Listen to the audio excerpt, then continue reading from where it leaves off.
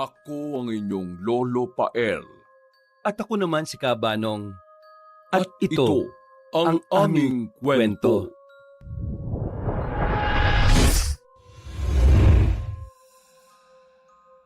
Tay, nandito na po ako. Oh, Jairo anak. Bakit late ka na nakauwi ah? May dinaanan ka pa ba pagkatapos ng klase mo? Wala naman po, Nay. Grabe po kasi. Sobrang hirap ng exam namin kanina. Ang dami po kasing kailangan sagutan.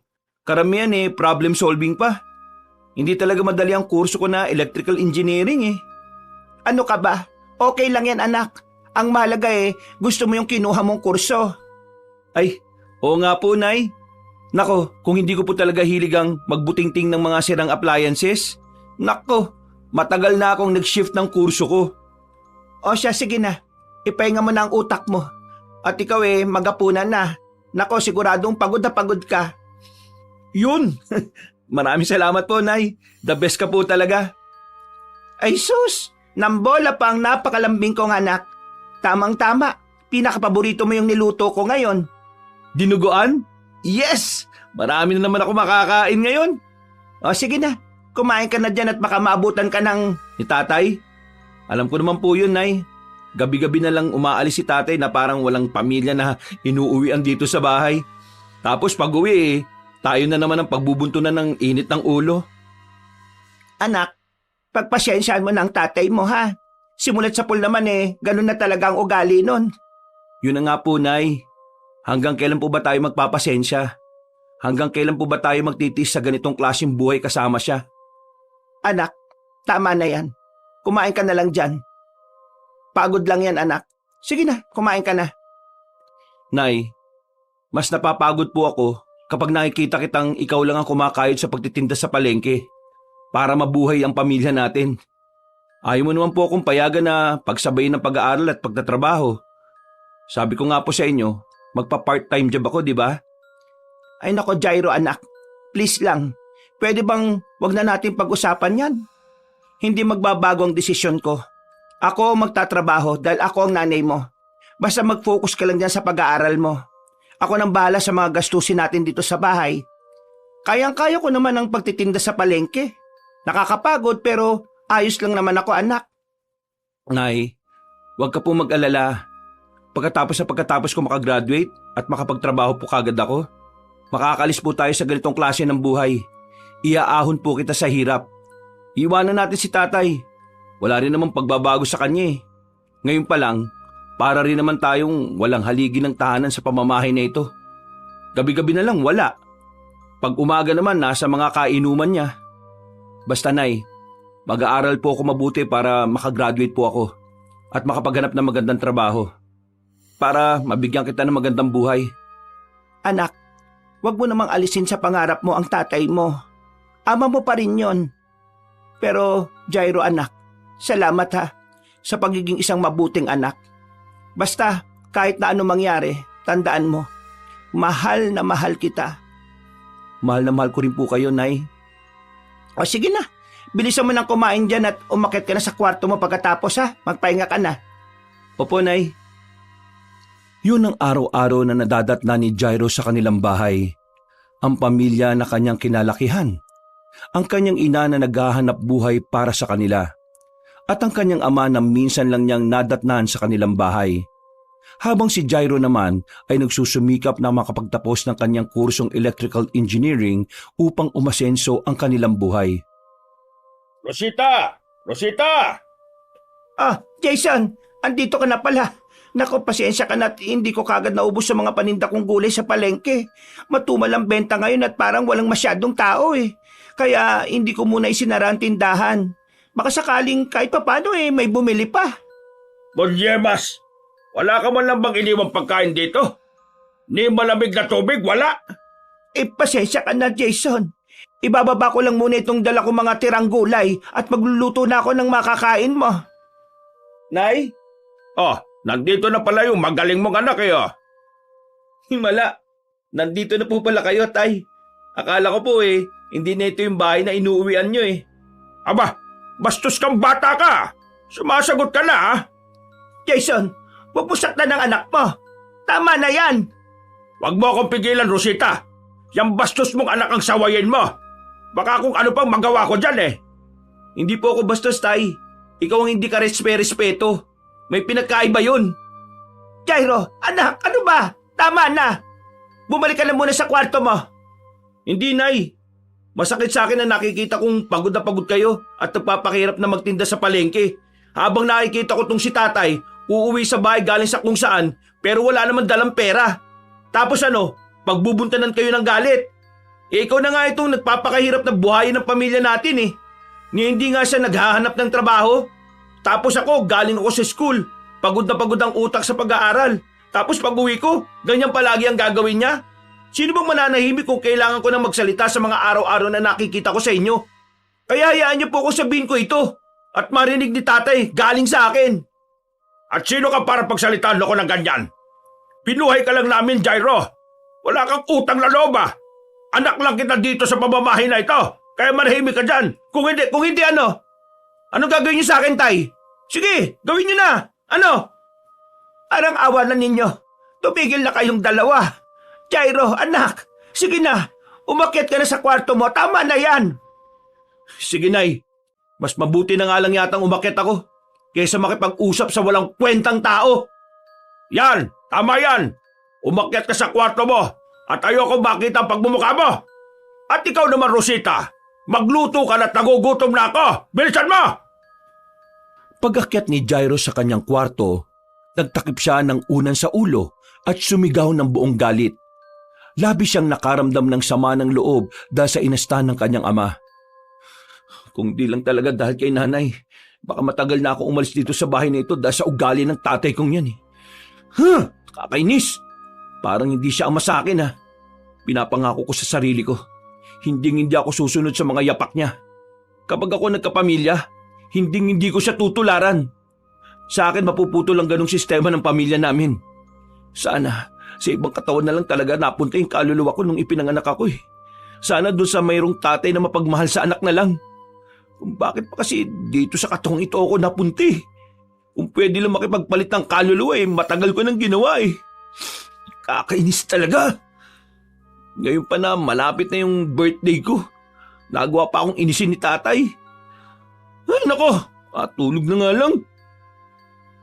Pagkatapos ng isang linggong pagsusulit ni Jairo sa eskwela, nagkaroon siya ng isang linggong bakasyon. Kaya para makapagpahinga, hindi siya lumabas ng kwarto. At mas ginusto na lamang niyang magkulong at magmukmok dahil ayaw niyang makita ang kanyang ama. Pero maya-maya'y kumatok ang kanyang ina sa pinto ng kanyang silid. Anak, pwede ba akong pumasok sa kwarto mo? Oo naman po, Nay. Bakit po? May kailangan po ba kayo? Birthday mo na sa Miyerkules, hindi ba? 4 na araw na lang yon.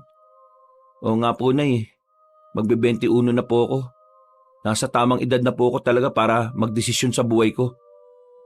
Isi-celebrate natin ang kaarawan mo, anak. Ay, huwag na po, Nay. Wala rin naman pong dapat ikasaya eh. Siguradong sisirain lang din naman po ni tatay ang birthday ko.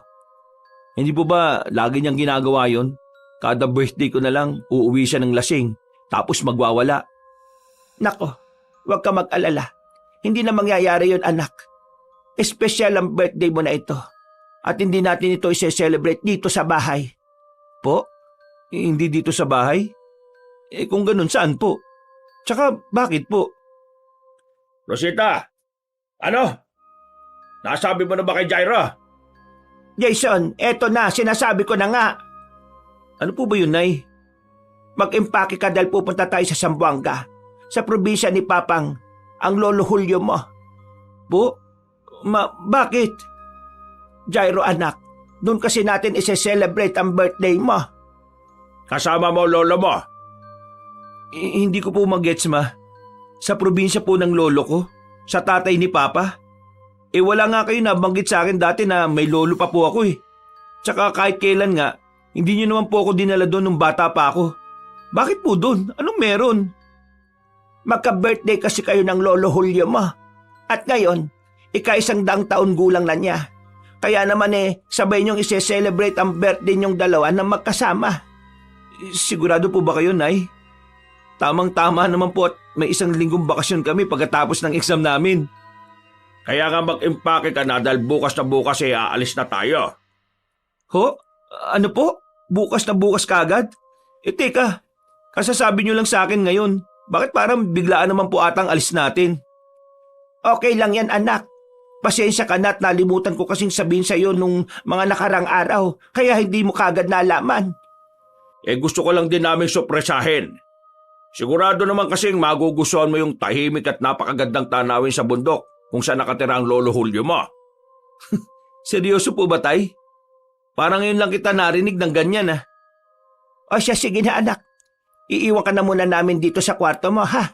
Para makapag-impake ka na dahil bukas, maaga tayong babiyahe papuntang Zamboanga. Sige po, Nay. Mag-iimpake na po ako. Hindi makapaniwala si Jairo sa sinabi ng kanyang mga magulang. Para siyang nananaginip. Yun lang kasi ang pagkakataong nakita niya na magkasundo ang kanyang mga magulang. Ngunit nagulat siya sa sinabi nila tungkol sa lolo niyang si Julio. Dahil sa nalaman ay nasabik siya makapunta sa Zamboanga, ang probinsya ng kanyang ama. Ngunit bago maggabi, nakita niya ang kanyang ama na pasuray-suray habang naglalakad papasok sa kanilang bahay. Kitang-kita niya rin ang dugo sa gilid ng labi nito. O Tay, ano nangyari sa inyo? Bakit po may dugo kayo sa bibig? Wala ito, Jairo. Huwag mo lang pansilin. Huwag pansinin, dugo nga po yan eh. Napaano po ba kayo? Nay, tingnan niyo si tatay oh, may dugo sa bibig niya. Ha? Ay, nako, Jason, mukhang napaaway ka yata ah. Sinasabi ko kasi sa'yo na huwag mo nang gagawin niyang paglalasing. Masarap, Rosita eh. Nanabik akong kumain ng... Siya. Tama na yan. Huwag ka na magsalita. Jairo, umakyat ka na muna sa kwarto mo at ako nang bahala sa tatay mo. Hinayaan na lamang ni Jairo ang dalawa. Umakyat na siya sa kanyang kwarto at natulog. Kinabukasan, araw yun ng linggo. Habang nag-aanda sila sa pagbiyahe, binuksan ni Jairo ang telebisyon at nanood muna ng balita. Dito niya nakita ang nakakapangilabot na nangyari sa isang babae sa lugar na kanilang pupuntahan. Hala, grabe naman to, Nay. Panoorin niyo po muna to, oh. Ano ba yan? At binuksan mo pa yung telebisyon eh. Aalis na tayo. Ibinabalita po ngayon. Nangyari daw po ito kagabi lang. May natagpo ang nakahandusay na katawan ng isang dalaga sa kasukalan. Duguan at wala ng buhay. Ay nako, kawawa naman. Baka nasagasaan ng kotse kaya naman na-hold up o sinaksak.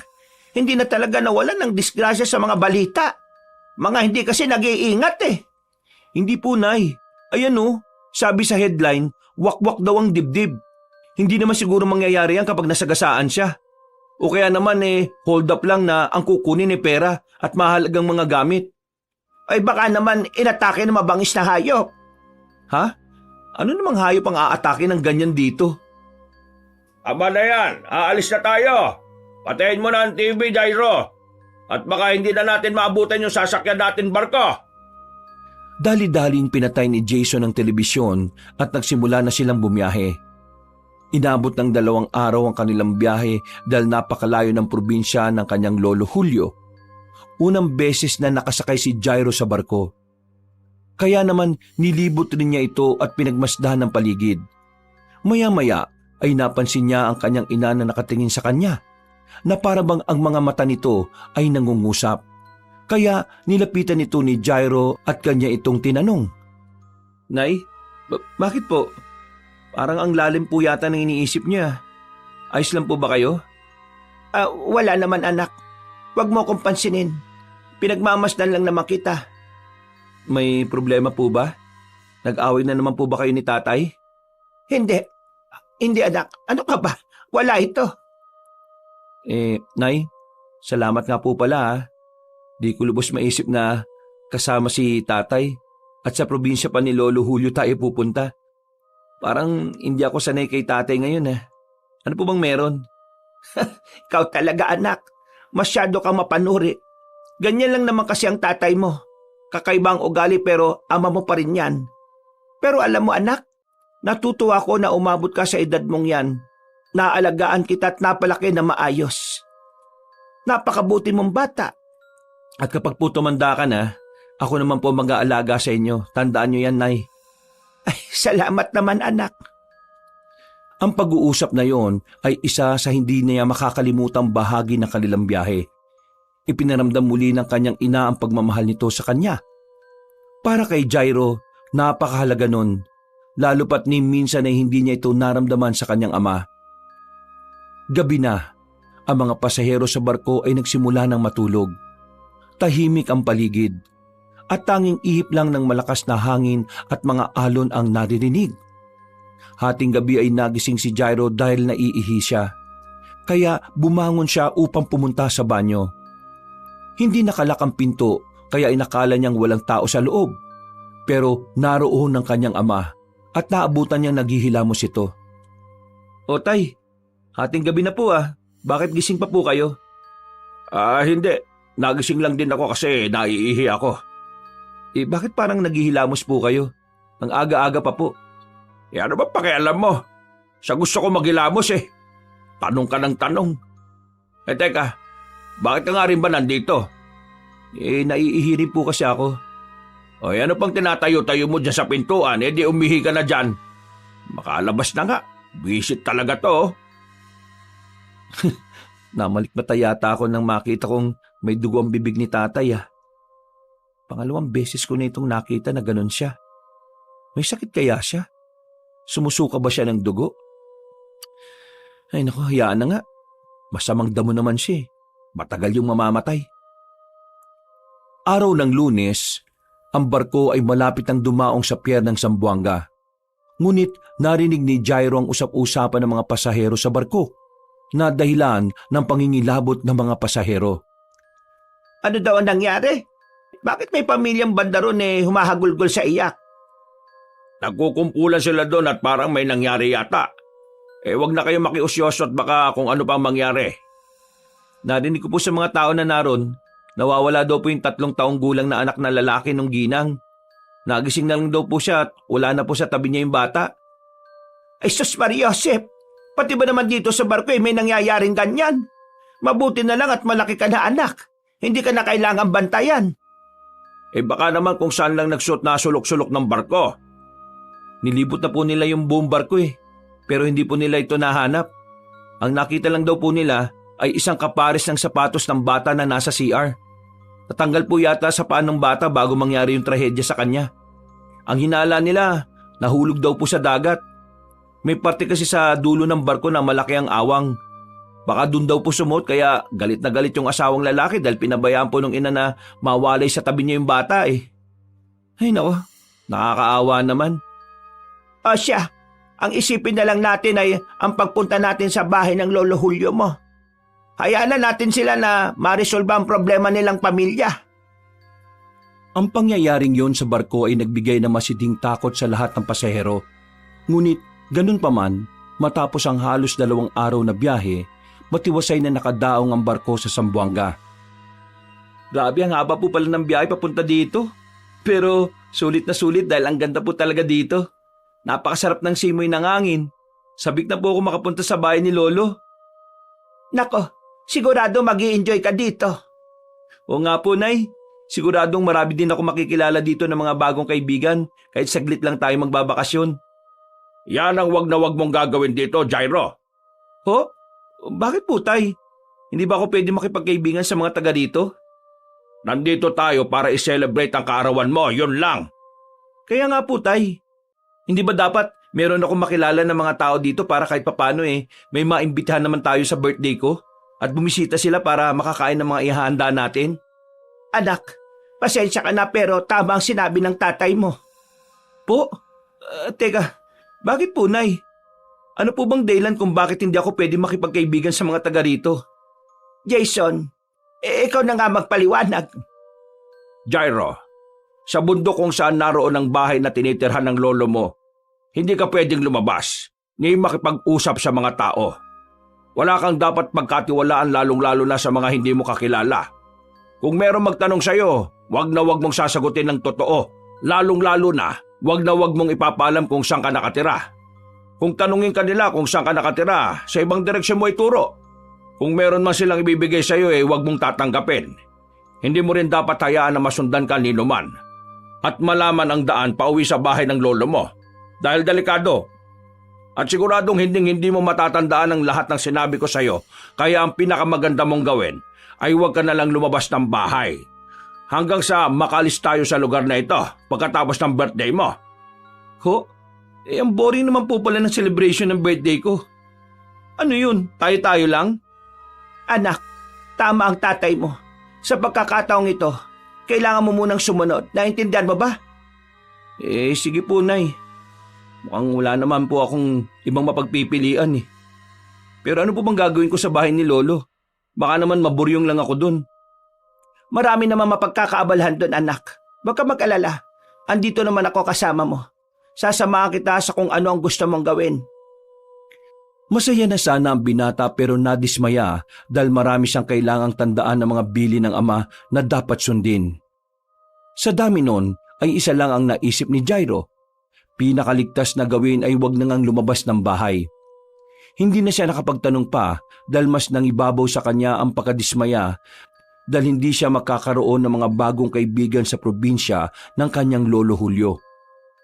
Pagkatapos ng kanilang pag-uusap, ay sumakay na sila ng tricycle upang magpatuloy sa biyahe papunta naman sa bundok kung saan naroon ang bahay ng kanyang lolo Julio. Nang makarating na ang tricycle sa hangganan ng daan, bumaba na sila at nagsimula na maglakad. Dahil may kalayuan pa ang lugar ng kanyang lolo, hindi na umabot doon ang tricycle dahil daang pantao na lang ang meron. Ang layo pala ng bahay ni Lolo Julio. Grabe! Habang pakit ng tricycle, pakapal ng pakapal ang mga puno. Napakasukal at gubat na gubat ang dating eh. Akala ko pagbaba ng tricycle, bahay na ni Lolo. Kailangan pa po pala nating maglakad ng malayo sa daan. Ay nako, makakalayo rin pala ang mga kapitbahay dito. Kaya nga di ba sabi namin sa iyo, hindi madaling makipagkaibigan dito. Malalayo ang ibang mga bahay. At saka, maligaw ka pa pabalik pag sinubukan mo maglibot. Basta, tandaan mo ang biling ko sa iyo, Jairo. Huwag na huwag mong subukang subuway. Bakit nga po ba? Kasi tatamaan ka sa akin pag hindi ka sumunod. Ang dami mong tanong, di mo na lang gawin. Jason, tama na. Ayun, nakikita ko na yung bahay ni Papang. Konting lakad na lang at makakarating na tayo. Ay, salamat naman. Bilisan natin, Jason. At malapit na magdilim. Tingnan nyo at baka may nagmamasid sa atin. Ganun po ba dito? Delikado ang mga tao? Hindi tayo pwedeng makita? Oo anak. Hindi lang mga taong delikado rito. Rosita, tama na. Bakit po? Bukod sa tao, ano pa pong delikado? Mga mababangis na hayop, baboy ramot, asong gubat. Meron yan dito. Kaya sinasabihan kita para hindi ka na mapano. Nakakatakot naman po pala dito. At sa susunod, huwag ka ng maraming tanong ha. Yun ang dahilan ng mga magulang ni Jairo kung bakit hindi siya pwedeng lumabas ng bahay. Dahil sa mabangis na mga hayop na gumagala sa bundok kung saan nakatira ang kanyang lolo Julio. Nang marating na nila ang bahay, namangha si Jairo dahil malaki ito at makaluma ang disenyo. Dalawang palapag ito na merong malalaking bintana at estilo ng bahay ay tila kapanahunan pa ng mga Kastila. Ikinagulat din nila na mag-isa lang ang kanyang lolo Julio na nakatira doon. Matanda na ang kanyang lolo pero malakas pa ito at nakakalakad na mabilis. Masaya silang sinalubong na matandang lalaki. Jason, anak! Abay maligayang pagbabalik dito sa ating bahay at kasama mo pa ang iyong mag-ina. Papang, magandang hapon po. Magandang hapon po, Papang. Rosita, ikaw na ba yan? Ay sus, hindi pa rin nagbabago ang mukha mo. Napakaganda mo pa rin, Ineng. Ang swerte niyo naman at napakaayos na katawan ninyo ngayon. Siya nga po pala, Papang. Si Jairo po, ang apo ninyo. Jairo, anak, magmano ka sa Lolo Julio mo. Magandang hapon po, Lolo Julio. Mano po, masaya po ako makita at makilala kayo. Nako, napakagandang binata naman ng apo kong ito. Ay nako, kayo din po, Lolo. 100 taong gulang na po kayo pero ang lakas-lakas nyo pa rin. Ano po sikreto nyo? Ay nako, hayaan mo't sasabihin ko sa iyo ang aking sikreto. pero hindi muna ngayon. Masaya ako na nandito na kayo, lalo ka na, Jairo. Malapit na akong mas lumakas pa. Napakaswerte ko sa iyo. Napakagandang lalaki mo. Ano po yun, Lo? Ay, ang sabi ko, maswerte ako at may apo kong katulad mo na napakakisig ka ko.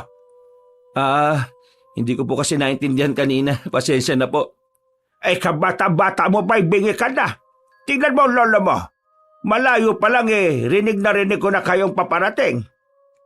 Papang, ipapasok na po namin ang mga bagahe para makapagpahinga na po ang mag-ama. Ako na lang din po ang magluluto na kakainin natin para sa hapunan mamaya. O siya, tamang-tama. At may mga nakahanda ka ng mga karne at gulay dyan. Ikaw nang bahala, Rosita. Ay sige, tuloy kayo sa aking bahay. Nilibot kaagad ni Jairo ng tingin ang kabuuan ng bahay pagkapasok nila. Habang inihahatid siya ng kanyang ina sa magiging kwarto niya, pag-akyat nila sa ikalawang palapag, namangha ang binata dahil sa lawak ng bahay. Meron sariling sala at may 4 na magkakalayong kwarto. Isa para sa kanyang lolo Julio. Ang pangalawang kwarto naman ay para sa kanyang ina at ama, habang si Jairo naman ay doon pinatulog sa isang kwarto na malapit sa pang-4 na kwarto na hindi raw ginagamit. Nay, grabe po no? Ang ganda pala ng bahay ni Lolo. Ang laki at parang sinaunang bahay. Sa tanda ba naman ng lolo mo nakapagpundar talaga siya ng magandang bahay. Mayaman po pala si Lolo. Bakit parang hindi naman natin ramdam kay tatay? Ano ka ba? Iba naman ang yaman ng magulang sa anak. Sa bumukod ng tatay mo Ay, siya nga po pala, Nay. Bakit po 4 ang kwarto? Mag-isa lang po ang lolo. Oo. Kasi may kapatid na lalaki ang tatay mo. Dito sila dati nakatira. Isa sa lolo mo, sa tatay mo, sa kapatid niya. At ang pang-4 na kwarto para sa mga bisita. Kapatid? Wala naman po kayo nabanggit na meron akong tito. Nako, mahabang kwento yon anak. Tingnan mo nga ang tatay mo sa ugali. Di ba mahirap pakisamahan? Sigurado ako, ganun din ang problema niya sa kapatid niya. Kaya hindi niya kinukwento. Sa bagay. Sana pala nung bata pa ako dinala niyo na ako rito. Ito ang tamang pagkakataon na makapunta ka rito. Dahil espesyal ang araw niyo ng lolo mo sa Miyerkules.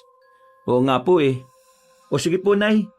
Magliligpit na muna ako ng mga gamit ko. O siya, sige. Maiwan na kita dito sa kwarto mo, ha? At magliligpit na rin ako ng gamit namin ng tatay mo. Nang makapagsimula na ako magluto ng pagkain natin para sa hapunan. Pagkatapos ayusin ni Jairo ang kanyang gamit sa loob ng kanyang kwarto at nakapagpahinga ng kaunti, pagkatapos ay lumabas siya at nilibot ang ikalawang palapag ng bahay bago maggabi. Wow, ang bintahan na. Parang isang malaking portrait. Tapos natatanaw ang napakagandang view ng bundok. Yun nga lang, parang hindi na rin masyadong nalilinisan gawa ng mag-isa na nga lang si Lolo Julio dito sa bahay. Dahil malaki ang kwarto ko, sigurado ako na malaki rin ang kwarto ni Lolo, pati kina nanay. Pero ito kayang pang-4 na kwarto, malaki rin kaya? Matingnan nga. Pwede kang lumibot pero hindi ka pwedeng kumalikot. Naintindihan mo? Ho? Ay, ginulat mo naman ako, Tay. Naintindihan mo? Sagot! Pwedeng lumibot pero hindi pwedeng kumalikot.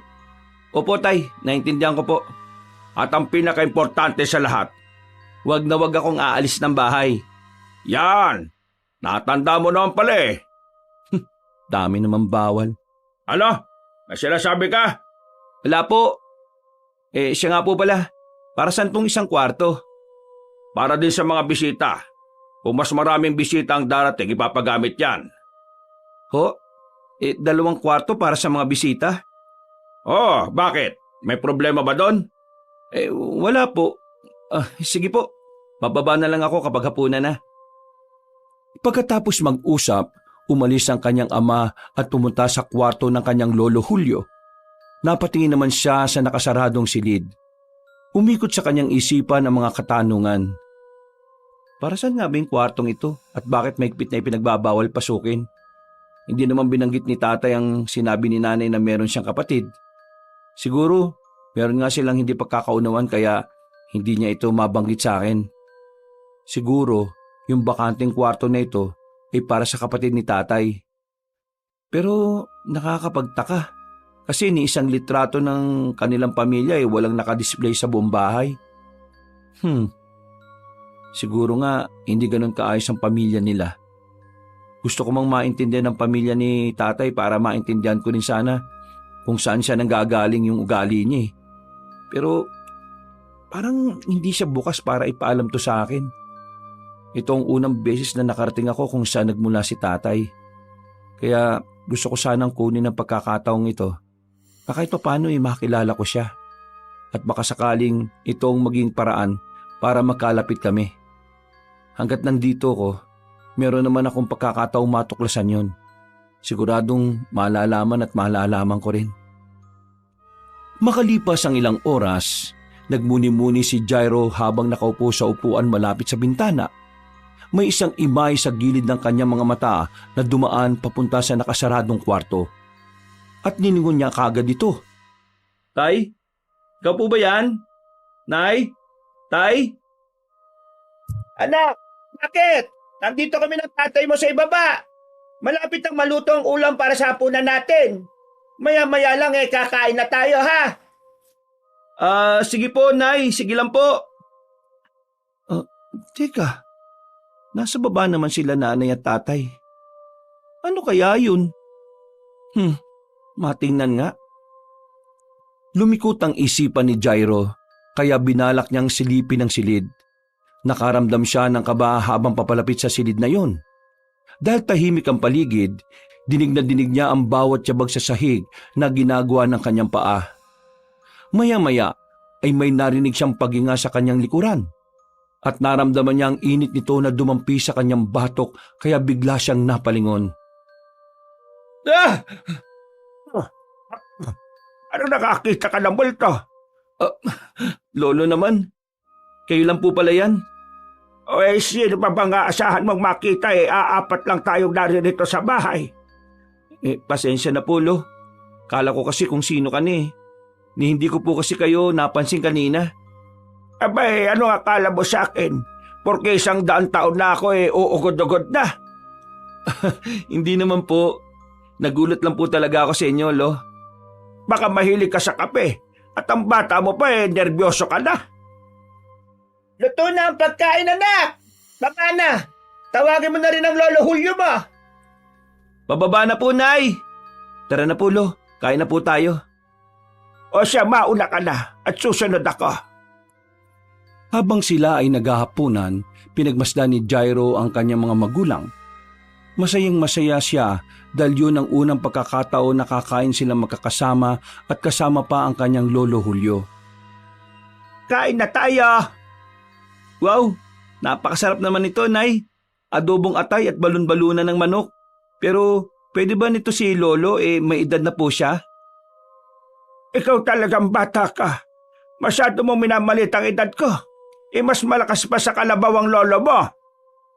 Ay, hindi naman po, Lo. Siyempre, iniisip ko po, mag-isa lang kayo dito sa bahay. Siguradong hindi po ganyan ang madalas ninyong kainin at baka masustansyang gulay pa po. Nag-aalala lang din po ako sa inyo. Siyempre, mataas po ata sa uric acid itong mga niluto ni nanay Grabe ka naman, anak. Siyempre, di naman ako magluluto ng ulam na hindi pwede sa lolo mo. Huwag ka na mag-alala sa akin na po. Malakas pa ako. Kalabaw lang ata ang tumatanda. At saka, ilang araw na lang lalakas ulit ang Lolo Julio mo dahil masisiguro ko namang madadagdagan ng taong ko sa mundong ito. Aba na yan. Kumain na para makatulog na. At bukas na bukas ihahanda na natin ang pagkain para sa nalalapit ninyong kaarawan. Oo nga, anak. 2 araw na lang at kaarawan mo na. O, Nay, bakit parang malungkot naman ang pagkakasabi nyo? Baka kasi matrabaho ang paghahanda at alam ng nanay mo na mapapagod siya. Hindi ba, Rosita? Hindi naman po. Siguro pagod lang din po ako sa biyahe kanina. Tsaka hindi naman po siguro tayo maghahanda ng maraming pagkain. At sabi niyo nga po, 4 lang naman tayo magse-celebrate ng birthday ko. Wala rin naman pong bisita na darating, kaya siguradong hindi naman po magluluto si nanay ng marami. Oo nga anak, tulungan mo na lang din ako sa pagluluto bukas. Sige po Nay. Pero Lo, hindi po ba talaga ako pwedeng lumabas bukas kahit saglit lang, tulad ng mahigpit na bilin sa akin ni tatay? Agad na binagsak ni Jason ang kanyang kamay sa lamesa. Jason, nasarap tayo ng hapag. Maliwanag ang sinabi ko sa iyo kanina, Jairo, hindi ba? Bakit mo ba tinatanong ngayon? Jason, hayaan mo na ang bata. Nagtatanong lang naman. Jairo, apo, pasensya ka na ha. Tama ang tatay mo. Ikinalulungkot kong sa ngayunan ang bilin niya. Pero hindi ka pwedeng lumabas ng bahay. Pero bakit po? Ganun ba kadelikadong lugar nyo? Para hindi pwedeng lumabas ng bahay, Lo? Ayaw ko bang sabihin para hindi ka matakot pero oo. Nasanay na lang din ako sa ganitong buhay. Hindi naman ako sigurado makakaabot ng 100 kung hindi ako nasanay. Hayaan mo't 2 araw ka na lang naman na mananatili dito. Pagkatapos ng kaarawan mo, pwedeng-pwede ka nang gumala kahit saan mo gusto. Kahit sumama ka pa sa liwanag. Ang labo naman po nun, Lo. Ang ibig sabihin ng lolo mo anak ay pagbalik natin sa Maynila, doon makakagala ka na ulit. Pero sa ngayon, dito ka lang muna sa bahay ha. Sundin mo muna ang tatay at ang lolo mo. Pero Lo, ano po bang kinatatakutan niyo sa lugar na ito? Ako, natatakot. Sila ang dapat matakot sa akin. Malakas pa ang lolo mo eh. Lolo naman nagbibiro pa eh. Ano nga po? Tama na yan. Tapusin ang pagkain. Natapos ang kanilang hapunan nang hindi pa rin nasasagot sa isipan ni Jairo ang mga katanungan niya. Umakyat na siya sa kanyang kwarto at nagpahinga. Pagkaiga sa kama, tumitik siya sa kisame habang nag-iisip. Nakakainis talaga si tatay, kahit kailan. Kung di ko nga lang siya ama, baka pinatulang ko na talaga yun eh. Ay naku, ganun lang ba talaga ugali niya o sadyang hindi lang siya sinasabi sa akin? Dumating kami dito sa bahay ni Lolo hapon ng Lunes. Kalahating araw pa lang ay tinatagal ko dito, pero ang dami ko ng katanungan. Bakit bawal ako lumabas? Nasaan ang kapatid ni tatay na sinasabi ni nanay? Anong nasa loob ng kwartong nakasarado? Sana, bago man lang ako umalis ng bahay na ito, masagot na yung mga katanungan ko. Parang ang daming lihim ng pamilya namin eh. Sa dami ng kanyang iniisip, nakatulog na siya. Ilang oras ang nakalipas ay nagising siya na nagtataka dahil nakaupo na siya sa upuang malapit sa bintana na nasa sala ng 2 palapag ng bahay. Oh, bakit ako nandito? Parang kanina lang nasa higaan ako natutulog. Bakit nandito na ako sa upuan? Paano ako napunta dito? Sino nagdala sa akin? Teka, ano ba bumabalot sa paligid? Hamog ba ito? Bakit may hamog? Sandali. Yung kwarto na laging nakasarado yun Tulog na naman sila tatay eh. Baka makapuslit ako doon. Papasok ako saglit. Unti-unting nilapitan ni Jairo ang kwarto. Ngunit hindi pa siya gaanong nakakalapit ay bigla na lang may nahagip ang kanyang paningin. Hindi yun wangis ng tao dahil ito ay nakatungtong sa mababaw na cabinet na nasa sala. Napahinto siya sa paglalakad at tiningnan ang nakita. Isa itong maliit na nilalang na pinagmamasdan ng kanyang kilos. Bigla itong tumalon sa sahig. Hinabol ito ni Jairo habang inahawi ang hamog para masundan ng nilalang. Uy, teka! Nasaan ka? Huwag kang tumakbo! Hindi kita sasaktan! Mabait ako! Uy, teka lang! Magpakita ka sa akin ulit! Pwede mo ako maging kaibigan, oy! Malit na tao! Magpakita ka na! Sa patuloy na pagsuong ni Jairo sa makapal na hamog, tumambad sa kanya ang isang duwende na may puting mga mata, magarang kasuotan at may mahabang malapilak na buhok at balbas. Ang sukat nito ay isang dangkal, payat at parang masungit. Nakatayo lamang ito sa harapan niya at maya-maya pa ay unti-unti nitong itinaas ang kanyang kamay at may itinuro sa likuran ng bintana. Nang sundan ni Jairo ng tingin ng direksyon na itinuturo ng duwende, Nagulat siya sa kanyang nakita. Ang nakasaradong kwarto ang itinuturo ng duwende. Nakita niya ang pulang liwanag mula sa loob na tumatagos sa siwang ng pinto sa ilalim. Lalo pa siyang nangilabot dahil meron siyang naririnig na sigaw ng isang lalaki na parabang hirap na hirap sa kanyang kalagayan. Pagkalingon muli ni Jairo sa kanyang harapan, wala na ang duwende. Hahanapin sana niya ito pero bumukas ang pinto ng kwarto. Tumambad sa kanyang isang halimaw na nakatayo habang nasisinaga ng pulang liwanag galing sa ilaw sa kisame. Halimaw!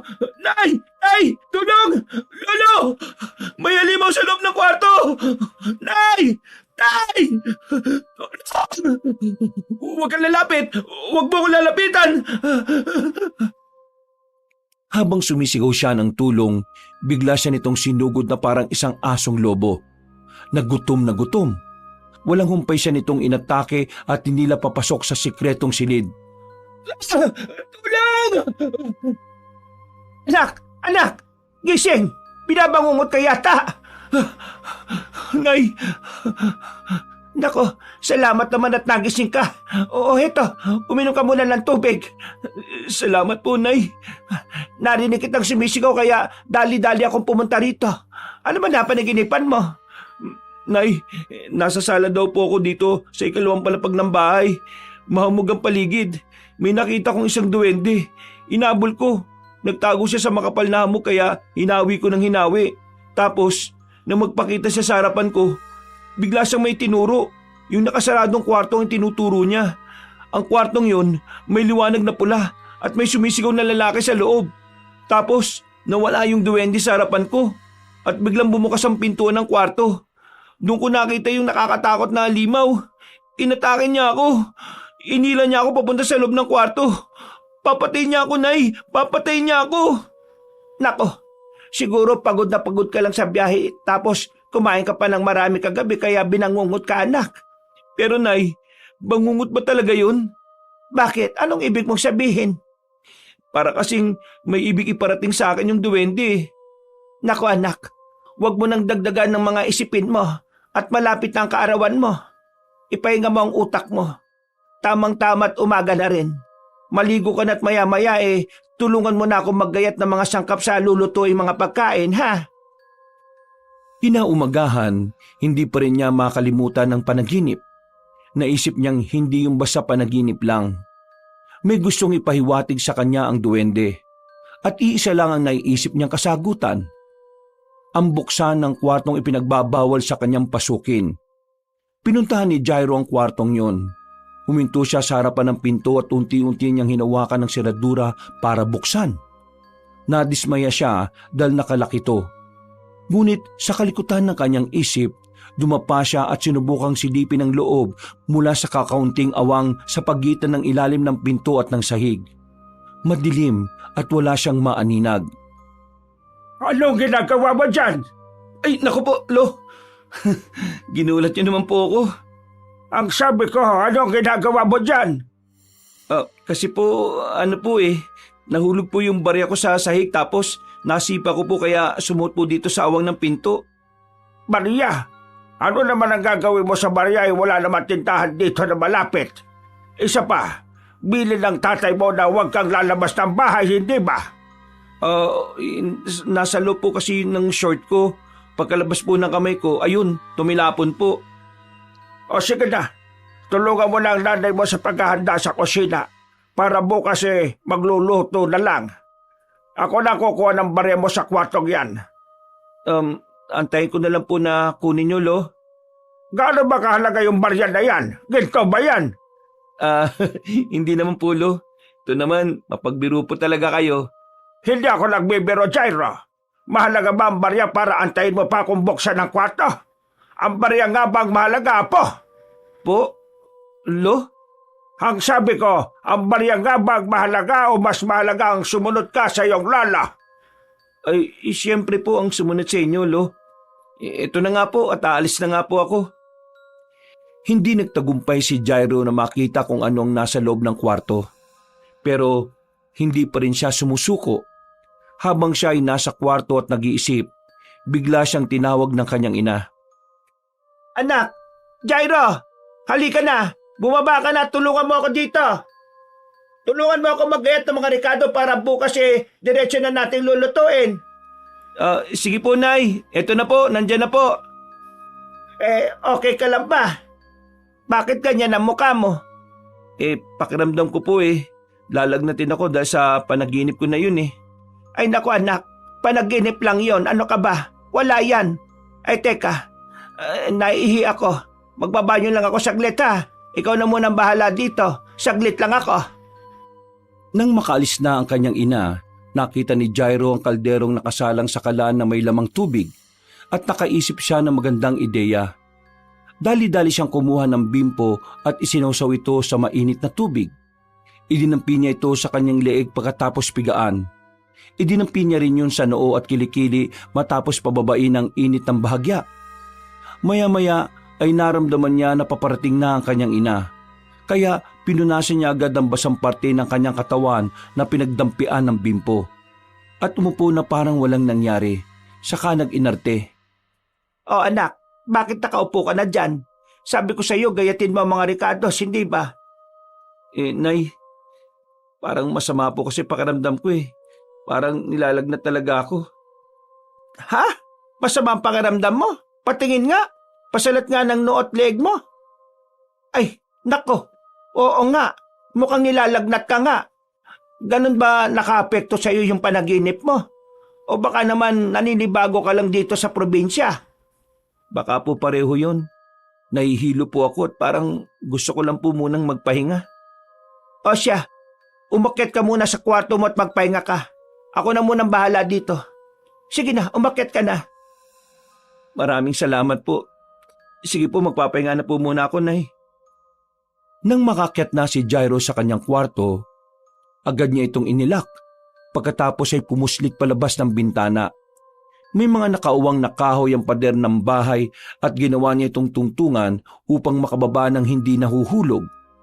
Nang siya ay matagumpay na nakababa, nakita niya ang kanyang ama at ang kanyang lolo na nag-uusap. Talaga ba? Nakita ko siyang sinisilip ang uwang sa sahig ng kwarto. Mabuting at ikinandado ko ang pinto. Mukhang gusto niyang pasukin ang silid na yon. Nakita ko rin siyang kinakalikot ang pita ng pintuang yon. Makulit ang anak mo. Hindi mo dapat hayaang ulit-ulitin niyang usisain ang kwarto. Ang susi, nasaan? Huwag ka mag-alala.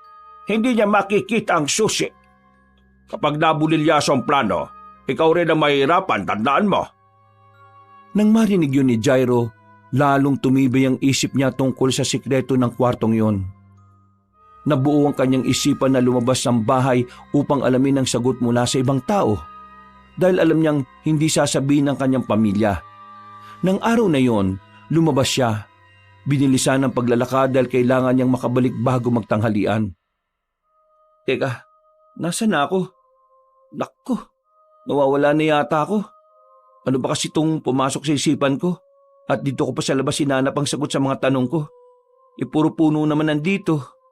Naliligaw na yata ako.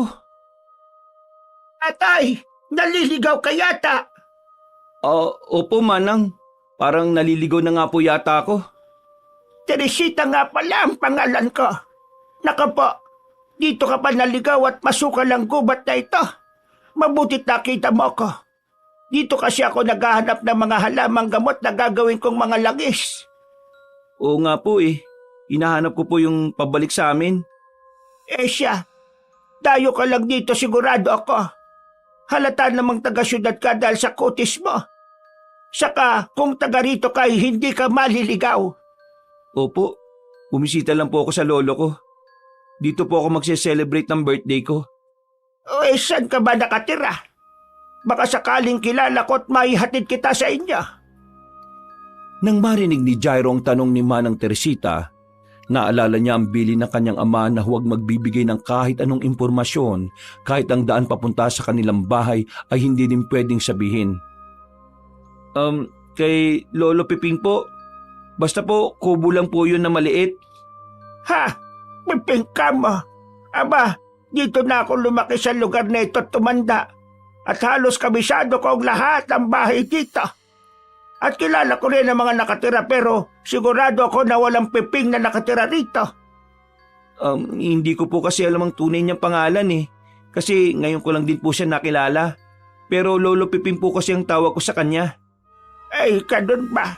O siya, kung ganun hindi na kita matutulungan dyan. Mahirap maghanap ng bahay nang hindi ko naman kilala. Sige po, hanapin ko na lang po ang daan pa uwi. Makikita ko rin po yun. O siya, sige. Pero huwag kang magpapagabi, ha? Nako, delikado rito. Hindi ka dapat abutan ng dilim dito. Bakit niyo po nasabing delikado ang bundok na ito? Lalo na po pag madilim. Ano po bang meron dito? 2 balbal. Uri ng aswang. Sinasabing napakatagal na panahon nang naninirahan dito ang 2 balbal na yon. Namimerwisyo ito sa mga taga rito. Nilalapa ang mga alagang hayop at minsan pa ay nakakapambiktima ang mga ito ng mga tao. Aswang po? Ibig sabihin po, totoo mga aswang? May aswang dito sa bundok? Oo, ang 2 balbal na yon ang kinatatakutan dito sa amin.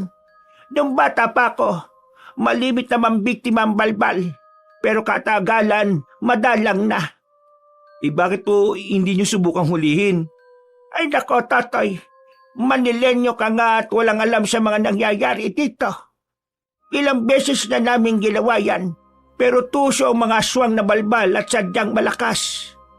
Sa bawat pagtangka naming tugisin, may isa sa mga taga rito ang namamatay. Kaya minabuti na lamang naming huwag gambalain ng mga aswang. At hayaang manginain ng mga alagang hayop kesa tao ang biktimahin. Ganun po ba? Pero huwag kang magpapaabot ng gabi dito ng mag-isa sa gubat at hindi agad makakauwi. Huwag mo nga sana sasantuhin ka ng mga balbal na yon.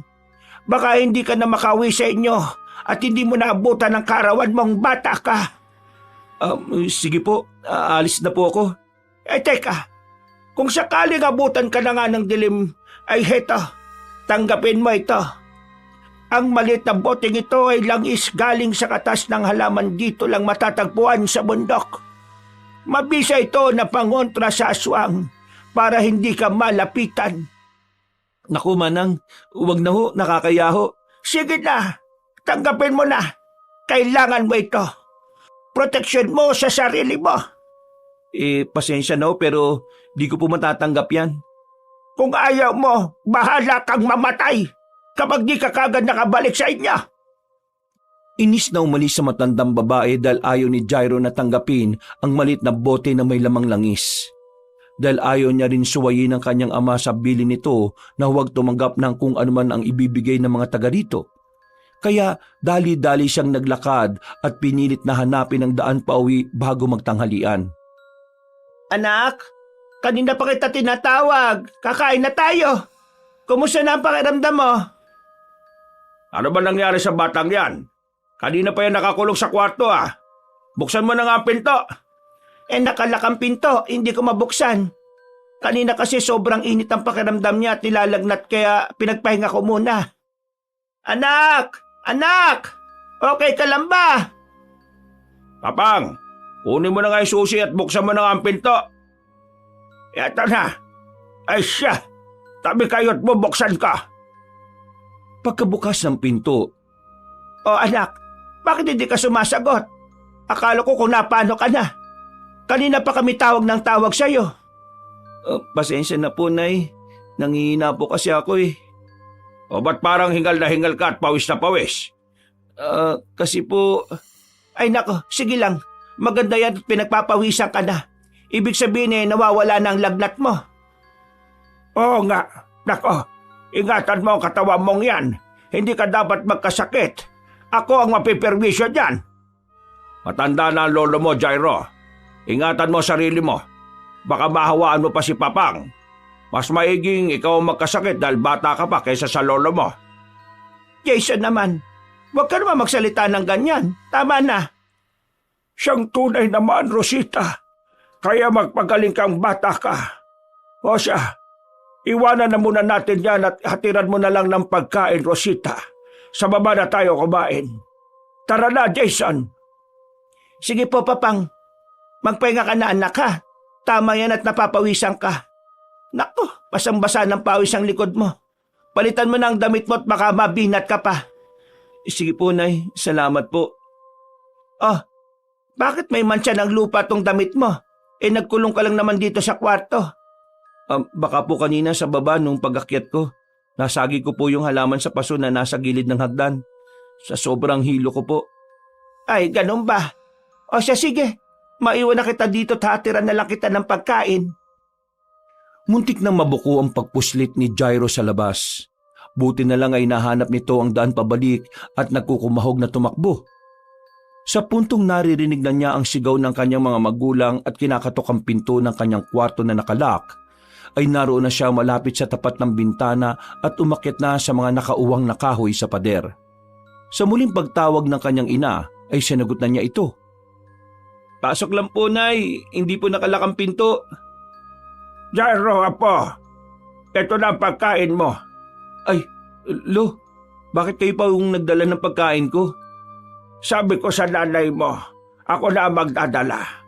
At kanina pa pagod na pagod yung kakaikot sa kusina para magluto dahil hindi mo naman natulungan.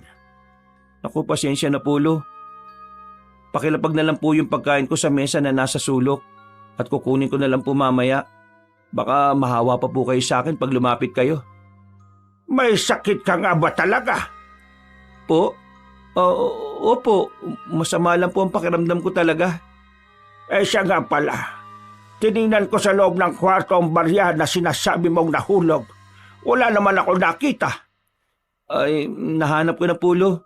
Hindi po pala doon sumuot yung barya. Pasensya na po, nag-abala pa kayo. Gusto mo ba talaga mapasok ang kwartong yon, Jairo? Po? Lo, kasi... Huwag kang mag-alala. Sa kaarawan natin, doon tayo magdiriwang. Po? Talaga po, Lo? Oo, apo. Gusto ko lang naman naming sorpresahin kaya ayaw mo na namin buksan ang kwarto dahil nare-reserba ko yon para sa araw nating dalawa. Hala, bakit niyo po sinabi sa akin, Lo? Di hindi na tuloy sorpresa. Makulit ka kasing bata ka eh. Alam kong gustong-gusto mong pumasok sa loob. Ngayong sinabi ko na sa'yo, huwag ka nang makulit, ha? Sige po, Lo. Pero, Lo, siya nga po pala. May tatanong po ako sa inyo. Ano yon? Wala po. Nakalimutan ko na kaagad. Pasensya na po. Ay, ikaw talagang bata ka. Mas matalas pa ang memorya ko sa'yo. O siya, bababa na ako. Kumain ka na dyan. Sige po, Lo. Salamat po ulit. Itatanong sana ni Jairo sa kanyang lolong tungkol sa aswang na sinasabi ni Manang Teresita, pero naisip niyang mabibisto siya sa kanyang ginawang pagtakas, kaya hindi na niya itinuloy ang pagtanong. Napanatag na rin naman siya dahil nalaman niyang sorpresa pala nila sa kanya ang nasa loob ng nakasaradong kwarto. Kinagabihan, mula sa mahimbing niyang pagtulog, muli siyang nagising sa upuan na nasa sala ng ikalawang palapag ng bahay. Katulad ng nauna niyang panaginip, muling nababalot na makapal na hamog ang paligid. Ngunit sa pagkakataong ito, alam na ni Jairo na nananaginip siya. Kaya luminga-linga siya sa paligid upang hanapin ang duwende. Duwende! Duwende! Magpakita ka sa akin! Duwende! Umalis ka na rito! Nasaan ka? Umalis ka na rito! Umalis ka na! Bakit mo ako ginagambala sa pagtulog ko? Anong gusto mong sabihin? Umalis ka na rito! Huwag ka nang babalik dito! Teka, bakit? Sabi mo sa akin kung bakit. Hindi mo gugustuhin malaman! Hindi mo gugustuhin malaman! Habang galit na umaalingaw-ngaw ang boses ng duwende, muli niyang narinig ang sigaw ng lalaking nahihirapan. Napatingin siya sa kwartong pinanggagalingan ng sigaw. Bumukas na ang pinto. Tumambad sa kanya ang halimaw. Dahil alam niyang nasa panaginip lamang siya, buong tapang niya itong hinarap. Hoy, ikaw! Anong ginagawa mo sa bahay ng lolo ko, ha? Anong ginagawa mo sa kwartong yan? Sino ka? Huwag kang tumayo dyan. Hindi na ako natatakot sa'yo. Alam kong hindi mo ko kayang saktan. Hindi mo ako mapapatay. Ngayon, sabi mo sa akin, bakit patuloy mo akong ginagambala sa panaginip ko? Ano gusto mo sabihin? Anong meron sa kwartong yan? Sumagot ka! Umatungal na parang mabangis na hayop ang halimaw. Buong tapang namang umatake si Jairo. Malapit nang makapasok si Jairo sa loob ng kwarto nang bigla itong sumara. Kasabay nito ang pagkawala ng sigaw ng lalaking nahihirapan. At ang atungal ng halimaw. Tumahimik ang paligid. Nagtaka si Jairo at tumalikod na parang bumalik sa paghahanap sa duwende. Nakita niya ang isang lalaking duguan ng dibdib. Nakatitig lang ito sa kanya at parang hirap na hirap. Sumigaw si Jairo sa takot at muling nagising. Bumalikwas siya mula sa pagkakahiga at napansing basang-basa siya ng pawis. Tumayo siya para buksan ang bintana. Nakita niya ang bilog na buwan. Hindi lang yung basta panaginip. At sinong lalaking duguan ng dibdib? Hindi lang sorpresa sa karawan ko nakatago dun sa kwartong yun. Sinabi lang ni Lolo yun para hindi ako mangulit. Meron talaga silang itinatago dun. Kailangan ko malaman kung ano ito bago kami mag-celebrate ng birthday namin. Dahil mukhang wala naman talagang balak si Lolo na buksan ang nakasaradong kwarto eh. Habang nag-iisip si Jairo ang bulto ng tao na naglalakad sa bakuran, inakala niya na ito ay ang kanyang ama. Para masiguro kung sino yon, muli siyang lumabas mula sa bintana upang manmanan ito. May kadiliman ang paligid kaya hindi maaninag ni Jairo ang nilalakaran. Nadulas siya at dumaus-us pababa. Bago makatayo, ay tumambad sa kanya ang halimaw na nasa kanyang bangungot. Kinilatis niya ng mabuti ang nilalang na nasa kanyang harapan. Nalaman niyang ito ang aswang na balbal na sinasabi ni Manang Teresita. Ang balat nito ay kulukulubot na nangingitim. Ang buhok naman ay parang nalalagas. Ang mga kuko ay mahahaba. Naglalaway ang bibig at may naglalakihang mga pangil.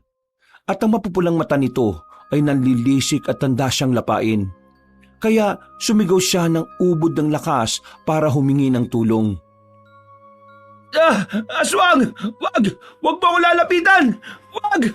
Nay! Nay! May aswang! Jairo anak! Ay, Jairo! Anong ginagawa mo rito sa labas? Anak, dali, pumasok ka! Ano bang naisip mo't lumabas ka? Nay, merong aswang! Kitang-kita ko! Nasa harapan ko siya kanina! Nasaan? Wala naman ah! Ano ba pinagsasasabi mo? Nandyan po, nakatayo siya kanina dito. Baka guni-guni mo lang yun, anak. Hindi po ako namamalikmata. Totoo po sinasabi ko. Diyos ko, puno ka ng gasgas. Ano ba yan? Ingatan mo naman yung katawan mo. Kahit hanggang kaarawan mo lang. Pasensya na po talaga. Hala, pumasok ka na sa loob. At ano bang ginagawa mo dito sa labas gabing-gabi na? Diyos ko naman, anak. Ano bang pumasok sa isip mo't nandito ka sa labas, ha? Sagutin mo ang tanong namin pagkapasok natin sa loob. Tara na! Pagpasok nila sa loob, doon siya inusisa ng kanyang mga magulang tungkol sa nangyari. At wala siyang magawa kundi sabihin sa kanila ang lahat. Buti na lang at tulog na tulog ang lolo mo, kung hindi, mabubulabog yon. Sabihin mo nga sa amin, bakit ka nasa labas? Binangungot po ako ulit. Pagkagising ko po, binuksan ko yung bintana para magpahangin. Tapos may naaninig akong anino sa bakuran. Bumaba ako mula sa bintana. Sa sobrang dilim ay hindi ko makita yung tinatapakan ko kaya dumaus-us po ako at nahulog. Ibig sabihin kaya mong lumabas ng bahay mula sa bintana ng kwarto mo? Sorry, Tay. Yung mancha ng lupa sa damit mo nung tanghali na nadatnang ka namin pawis na pawis. Lumabas ka doon, Ana. Sorry, Nay. Leche kang bata ka. Anong bilin ko sa'yo? Wag na wag kang lalabas ng bahay, hindi ba? Pero sa labas po ng bahay na to, nasagot ang katanungan ko na hindi niyo masabi-sabi. Sasagot ka pa, ha? Sige, anong gagawin niyo sa akin, Tay? Bakit hindi niyo sa akin masabi ang tungkol sa aswang? Mas mahirap bang sabihin na lang sa akin ang dahilan kung bakit hindi ako pwedeng lumabas? Kaysa sabilinan niyo ako na huwag lang lumabas nang hindi ko alam ang dahilan? Bakit hindi niyo masabi sa akin na may aswang dito sa lugar na ito, ha? Anak, tama na. Ano? Dahil nasa loob ng nakasaradong kwarto ang aswang? Anong pinagsasasabi mo, Jairo, ha? Sino yung lalaki na matay dyan na duguan ng dibdib? Sige nga, sabihin nyo nga sa akin. Jairo, saan mo nakuha ang sinasabi mo? Sagutin nyo, Nay! Sino yung lalaki na matay sa kwarto? Sino? Ba't bastos kang bata ka? Bastos, tinatanong ko kayo, bakit hindi nyo masagot? Isang malakas na sampal ang binigay ni Jason kay Jairo. Tama na! Jason, tama na! Mawa ka sa anak mo! Anak ko! Rosita, anak ko! Mga leche kayo! Bahala na kayo dyan! Subukan mo lang na lumabas ulit kung hindi ka namin pabayaang lapain na kinatatakutan mong aswang! Pagkatapos umalis ng kanyang ama, ang sigawan ay napalitan ng iyakan nilang mag-ina. Bakit ganun si tatay, Nay? Bakit? Anak, pasensya na. Wala akong lakas na ipagtanggol ka sa tatay mo. Hindi niya ba ako anak, Nay? Bakit ganun na lang niya ako pagsalitaan? Ano ba talaga ako sa kanya, Nay? Anak, pamilya tayo. Tandaan mo yan. Pamilya, Nay? Hindi ko ramdam eh. Kahit nga ngayong nalalapit na ang karawan ko, ganito pa rin nangyayari sa atin. Parang hindi ko naman ramdam na kaya tayo pumunta dito eh, para ipagdiwang ang karawan ko eh. Parang karawan lang ni Lolo talaga yung gusto nyo ipagdiwang at sinama lang talaga nyo ako dito. Kasi kung ganun, bakit ganyan si tatay sa akin? Anak, ang mahalaga mahal kita. Yan ang tatandaan mo. Bukas sa karawan mo, ipinapangako ko na ipaparamdam ko sa iyo kung gaano kita kamahal. Tandaan mo yan. Dahil sa pag-aalo ng kanyang ina, nakatulog siya. Miyerkules, ang pinakahihintay nilang araw. Nagkulong lang sa kwarto si Jairo. Hindi siya lumabas maghapon hanggang makita niyang lumubog na ang araw. Maya-maya ay may kumatok sa pinto ng kanyang silid. Anak, pwede bang pumasok? Sige lang po, Nay. Pasok lang po kayo. Anak, ayos ka lang ba? Hindi na po ako magsisinungaling. Hindi po ako okay, Nay. Anak, kaarawan niyo ng lolo mo ngayon. Gusto ka niya makita. Ito na rin ang huling araw natin dito sa bahay ng lolo mo. Kailangan mo lumabas ng kwarto. Bumaba at magpakita sa kanila. Para ano, Nay? Para makita si tatay? Paano ko ma-enjoy ang birthday ko kung ganito? Heto. Hinatiran kita ng tubig. Uminom ka muna. Salamat po, Nay. Tamang-tama at uhaw na po talaga ako. Anak, sorry. Sorry sa lahat. Patawad. Nay, wala ka naman pong dapat ikahingi ng tawad eh. Basta anak, patawad. Nay, sabi ko nga, wala kang... Teka, Nay, nahihilo yata ako. Anak, patawad. Nay, teka, ba't parang nahihilo ko? Patawad, anak. Patawad. Yun ang huling salita na narinig ni Jairo sa kanyang ina bago siya tuluyang makatulog. Dahil sa tubig na pinainom sa kanya nito. Pagkagising ay nasa loob na siya ng isang kwarto na hindi pamilyar sa kanya. Nilibot niya ng tingin ng paligid. Nakita niya ang iba't ibang uri ng libro sa cabinet. May mga tuyong halaman na nasa bote na nakalagay sa ibabaw ng isang mesa. At ang pinakakapansin-pansin ay ang 2 litrato ng mga lalaki na parang mga sinaunang katutubo. Napansin din niya na nakagapos siya sa isang upuan na napapalibutan ng mga nakasinding kandila. Sa gawing kaliwa niya ay may isa pang upuan na bakante at napapalibutan din ng mga nakasinding kandila. Hindi ba gusto mong pumasok dito, Jairo? Eto na. Tay, Nay, Lolo, ano pong ibig sabihin nito? Maligayang karawan sa atin, Jairo, apo. Ito na ang pinakahihintay kong pagkakataon upang isagawa ang ritual ng pagpapalit. Po? Lo? Ritual ng pagpapalit? Teka, hindi ko po kayo maintindihan.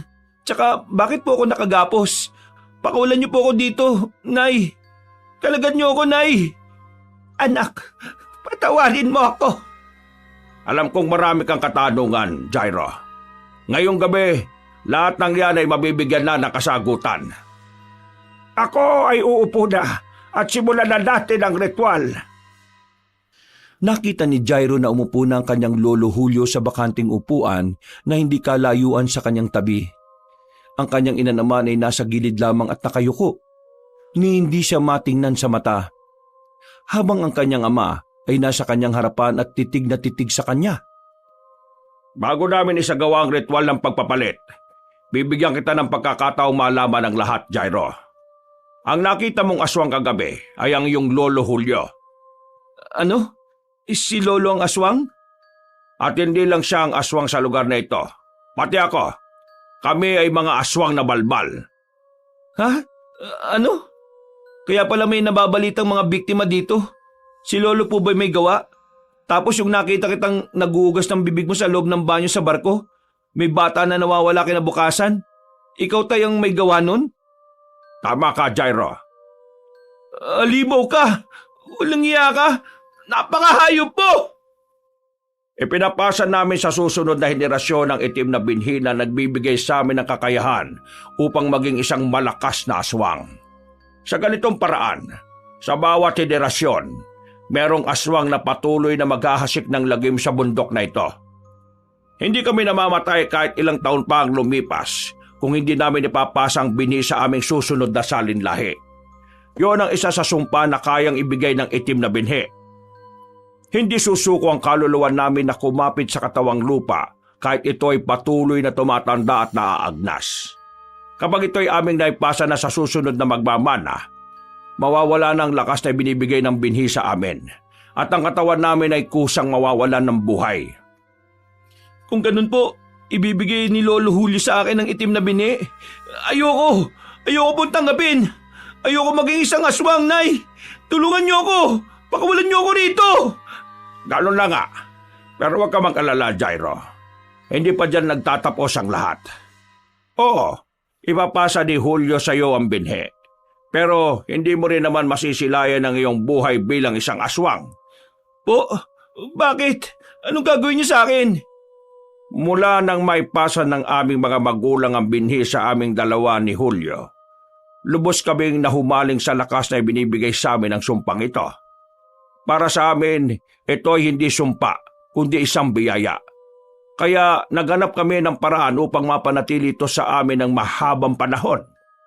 Dahil ayaw namin itong ipasa sa susunod na henerasyon at gusto naming angkinin ang kapangyarihan na ito. Dito papasok sa Excel ang iyong ina. Naganap kami ni Jason ng mangkukulam na makapagbibigay sa amin ng solusyon. At nakita namin si Rosita, isang makapangyarihang mangkukulam na gumagawa ng ritual ng pagpapalit upang siya ay mabuhay na matagal dito sa mundo. Nag-aanak siya ng babae at ito ay inaalagaan upang mapalaki hanggang sa ito'y magdalaga. Kapag naramdaman na niya ang panghihina ng kanyang katawan dahil sa katandaan, isinasagawa niya ang ritual ng pagpapalit upang mailipat ang kanyang kaluluwa sa kanyang anak na dalaga at makuha ang katawan nito. Ang kaluluwa ng dalaga ay mapupunta sa matandang katawan at kasama itong mamamatay, habang ang kaluluwa ni Rosita at ang bago niyang katawan ay mamumuhay muli sa mahabang panahon at paulit-ulit niya itong ginagawa. Hindi, Nay. Hindi to totoo. Sabihin niyong hindi to totoo. Imposible ito. Imposible! Anak, atawad. Nakipagkasundo sa akin sina Julio at Jason. Wala akong magagawa. Kung hindi ko sila tutulungan, hindi nila ako titigilan. Hanggat hindi nila ako napapatay. Kaya tinutulungan ko sila, kapalit ang proteksyon nila sa akin. Anong klaseng mga tao kayo? Ang tunay na Jason ay anak ni Julio. Ang kaluluwa na nasa katawan ni Jason ngayon ay ang kaluluwa ng kapatid ni Julio. Nang maipasa ko ang kaluluwa ni Jason sa bago niyang katawan, pinakasalan ko naman ang isa pang anak ni Julio, si Jairus. Siya ang dapat napapasahan ng kaluluwa ni Julio. Kung ganun, may kapatid nga si tatay? Oo, pero dito sa kwartong ito, sa pagsasagawa namin ng ritual ng pagpapalit noon, sinaksak niya ang kanyang dibdib at namatay. Yon ang dahilan kung bakit nanatiling matanda si Julio, dahil hindi naging matagumpay ang ritual ng pagpapalit. Ang lalaki sa panaginip ko. Kung hindi sana nagpakamatay ang hayop na Jairus na yon, sana'y nanatili pa rin kaming magkapatid ni Julio sa susunod na henerasyon. Ngayon, kung ipapasa niya sa iyo ang kanyang kaluluwa, magiging mag-ama pa rin kaming dalawa. Ibig sabihin, hindi niyo talaga ama si Lolo Julio? Magkapatid kayo? Simula pa nung una? Oo, at ngayon, ipapasa ko ang aking kaluluwa sa anak ni Jairus. Po, ibig sabihin? Oo anak, Bago namatay si Jairus, iniwanan niya ako ng anak. At ikaw yon. Si Jairus ang tunay mong ama. Yun ang dahilan kung bakit gano'n na lang ako tratuhin ni tatay. Dahil hindi kita ama. Tama ba? Wala akong pakialam sa nararamdaman mo sa akin. Ang malaga, Jairo, may pasada ng mahal kong kapatid ang kanyang kaluluwa sa iyo. At muli kami magsasama upang maggasik ng lagim dito sa probinsya at mamuhay muli sa susunod na henerasyon. Hindi makapaniwala si Jairo sa kanyang nalaman. Hindi niya inakala na ang kinalakihan niyang mga magulang ang siyang tutuldok sa kanyang buhay. At ang nakilala niyang lolo ay magpapasa ng itim na binhi at kaluluwa sa kanyang katawan. Ipinikit na lang ni Jairo ang kanyang mga mata at unti-unting tinanggap ang kanyang kapalaran. Rosita, simulan mo na! Makakamit ko ng muli ang bagong buhay. Ilabas mo na ang itim na binhi, Julio, at isasabay ko ang pagpapalit ng inyong mga kaluluwa. Ito na, Jason. Ipalunok mo sa kanya kapag ito'y akin ang nailuwa. Nanlaki ang mga mata ni Jairo nang makita niya ang itim na binhi na lumalabas sa bibig ng kanyang lolo. Kasama ang naglalagkitang laway nito. Unti-unting nanghinang matanda at parang naagnas na bangkay. Maya-maya ay nagsimulang magsambit ng orasyon ng kanyang ina sa ibang lingwahe ng paulit-ulit. Palakas ito ng palakas. Napansin ni Jairo na ang apoy ng mga kandila ay unti-unting lumakas ng liyab. Pero hindi nagbagong apoy sa mga kandilang nakapaligid sa kanya. Rosita, ano ito? Hindi yan ang orasyon na sinasambit mo para sa ritual ng pagpapalita.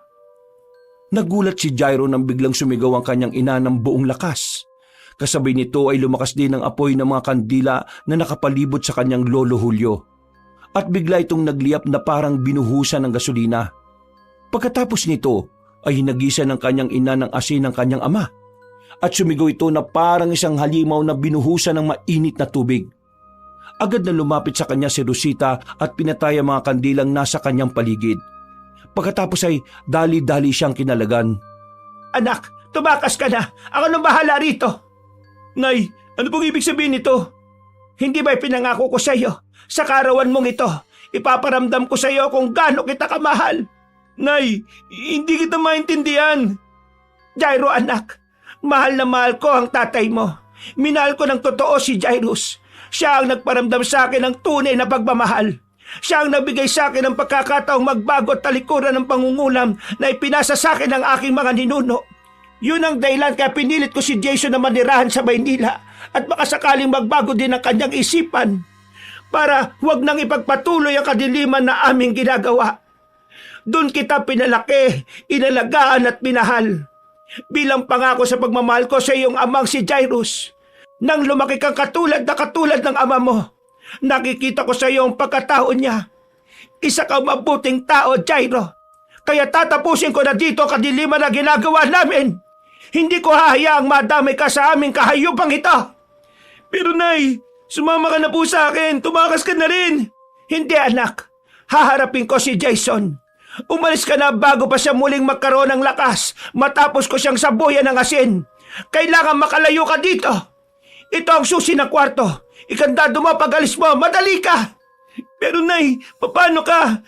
Anak, matagal na kaming nakatakdang mamatay. Tinatakasan lang namin ito sa pamamagitan ng pambibiktima ng mga inosenteng kaluluwa. Matagal na naming dapat nilisan ang mundong ito. Pero inaagaw namin ang kapalaran ng iba. At sila ang nakalalasap ng kamatayan na dapat ay sa amin habang kami ay nabubuhay sa kanilang katawan. Pero dito na magwawakas ang lahat. Nay, mahal kita, Nay. Mahal na mahal din kita, Jairo.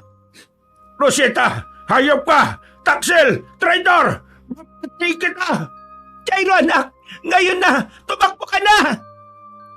Kahit na masakit ang kalooban ni Jairo, tumakbo siya at sinarado ang kwarto. Inilak niya ang pinto gamit ang susi na ibinigay sa kanya ng ina at tumakbo palabas ng bahay. Pagkalabas niya, nagulat siya nang biglang sumabog ang apoy sa buong bahay. Napahagulgol siya. Alam niyang ibinuhos ng kanyang ina ang buong kakayahan nito upang siya ay protektahan hanggang sa huli nitong hininga. Habang pinagmamasdan ni Jairo ang nasusunog na bahay, napansin niya ang duwende na nakapatong sa balikat ng lalaki na nagpakita sa kanyang panaginip. Alam niyang ito ang kanyang tunay na ama. Nakangiti ang mga ito sa kanya habang kumakaway. Maya-maya ay tuluyan nang nawala ang dalawa sa liwanag ng araw. Habang inaalala ang lahat ng nangyari, unti-unti niyang naramdaman ang pagod at nawala na ng malay. Sa kanyang paggising, nakita niyang sarili na nasa isang kubo na may mga halamang gamot sa paligid. Nakarinig siya ng pamilyar na boses ng isang babae. May malay ka na. O siya, humigop ka na muna ng mainit na sabaw. Manang Teresita? Tanda mo pa ako. Ikaw tanda ko pa rin. Ikaw yung binatang naliligaw at ayaw kunin yung proteksyon na ibinigay ko laban sa aswang. Albularya ako, manggagamot sa madaling salita. Nakita ka sa masukal na parte ng gubat na nakahandusay. Nagpagabi ka doon. Anong ginagawa mo doon? Sinabi ko sa iyo, ay nakong bata ka. Butit hindi ka nakita ng aswang doon. Maswerte ka at ako pa ang nakakita sa iyo. Sa masukal na gubat po ninyo ako nakita? Oo. Saan ka ba galing? Sa bahay po ni Lolo. Bahay? Wala namang bahay sa lugar na yon. Alam mo, napaka-misteryoso mo. Hay nako, kung di ka lang mukhang inosyente, napagkamala na talaga kitang engkanto. Wala po kayong nakita doon na nasusunog na bahay? Iho, matanda lang ako pero hindi ako bulag. Isa pa, kabisado ko ang bundok. Sa ilang beses kong nagpapalibot-libot para manguhan ng mga halamang gamot, dala ko'y isang albularya. Nakakasigurado kong walang bahay doon. Naalala ni Jairo na ang kanyang ina ay isang mangkukulam at kaya nitong gumawa ng orasyon para ikubli ang pinagtataguan ng mga aswang na balbal. Kaya hindi tumahanap ng mga taga roon para tugisin. Baka namalikmata lang po ako at naligaw nga. Maraming salamat po, Manang Teresita. O siya, tinulungan na kita ngayon.